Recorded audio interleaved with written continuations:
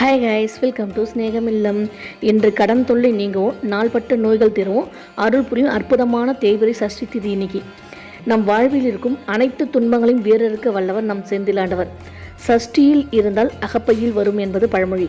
சஷ்டி திதியில் உண்ணா நோன்பிருந்து முருகப்பெருமானை வழிபட நம் வம்சமே செழிக்கும் என்பது நம்பிக்கை.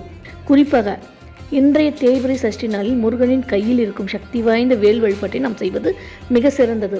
உங்களால் முடிந்தால் இன்று ஒருவேளை மட்டும் உணவருந்து விரதம் இருங்கள்.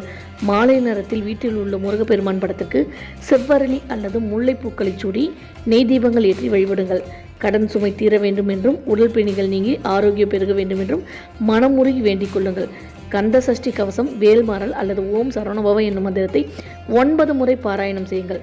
வேல் இருக்க வினையில்லை, மயில் இருக்க பயமில்லை.